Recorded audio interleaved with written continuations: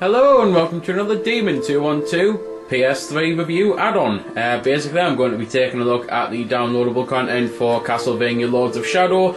I'll be doing both in this video. I've waited for the second one to come out to do both together because I thought what was the point in doing one at a time, especially when I saw how small they were. So obviously you get Reverie and you get Resurrection, and for, well, obviously I'm in the UK, so I'll be using UK prices, but I think it's something like $20 US. But basically, for £14.29, you're getting 5 levels. This one, though, this Castle Hall, is actually one of the levels from, I believe, Chapter 6 anyway, so you're only actually really getting 4 levels. So it's a little short, to say the least, especially for 15 quid.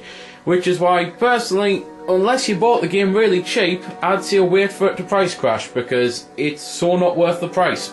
But I'll cut into one of the levels from Reverie to explain why.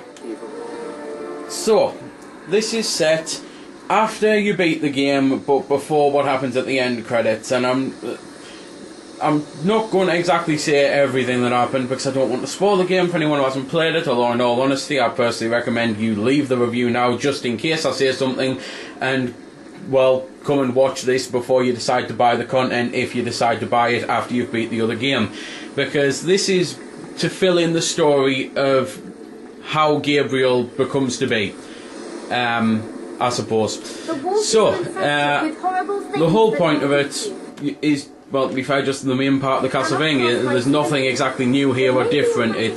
You still get the same puzzle solving, you still get the same combat and everything. They've not exactly added anything new just to the DLC. It just feels like a continuation of the actual game, which should be a good thing, but personally I don't think they've done a very good job with what they've decided to add.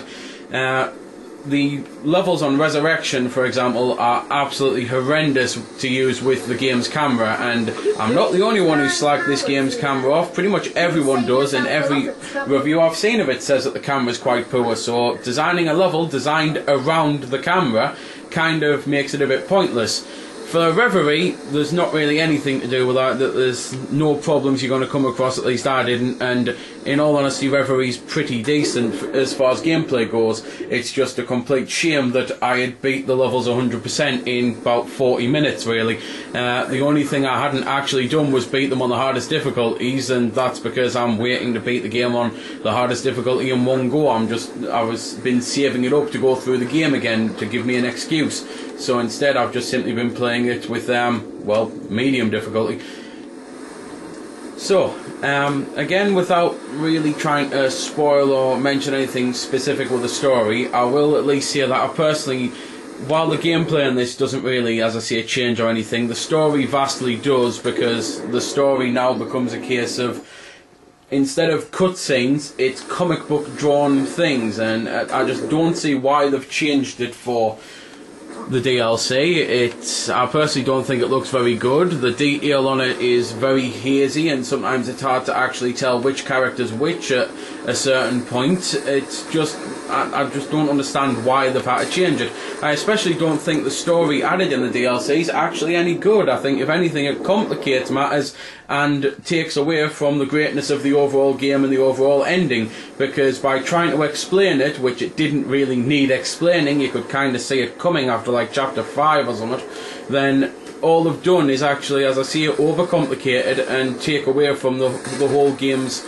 grandeur, especially the broken levels, which I'll cut into one of Resurrections now and show you why.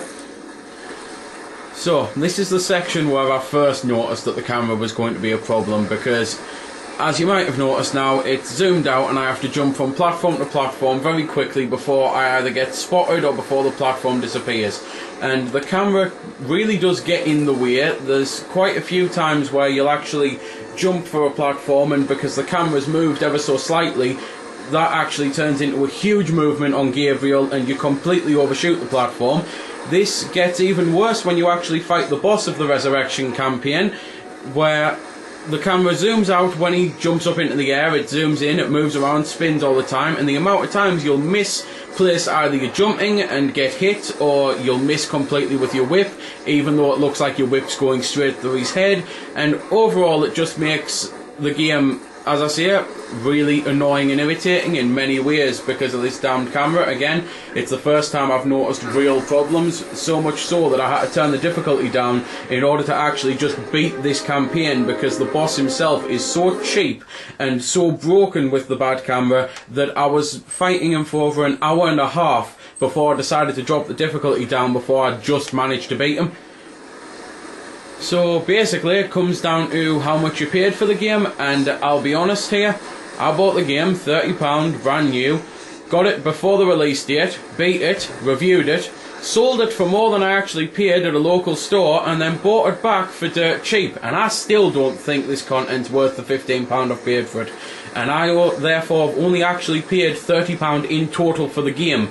I think the content is more than double what it should be costing, because take away the hour and a half on the broken boss with a broken camera and you'll beat the Resurrection campaign in about 40 minutes, you'll beat Reverie in about 40 minutes. There's nothing to collect on Resurrection. With Reverie you at least get Frankenstein's fingers to collect, so it adds a little bit more, well, replayability with the fact that you have to sometimes find them, but in all honesty, none of them are hidden anywhere all that well or hard to actually find and decipher.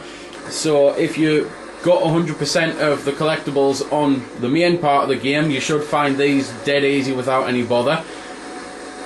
And it's just, as I say, it's a shame really to see the content come out and be this poor, because with just a little tweak here or there, I could have actually been raving about it, saying it was well worth the 15 quid, rather than saying it's overpriced, expensive and broken. So, I don't know, maybe they'll do an update to fix the camera or fix the cheap boss who can hit you without touching you, and who you can not deal damage with him even though your whip's going straight through him. Because at the end of the day, that's all they really need to do to actually fix the boss battle, and to be fair, I don't think they can fix the camera now, so let's just hope there'll be no more of this awfulness for the second game. So there we go then. That's been the review. I hope you found it helpful. I don't score the games because that's based purely on opinion, so instead I'll leave you to make your own mind up.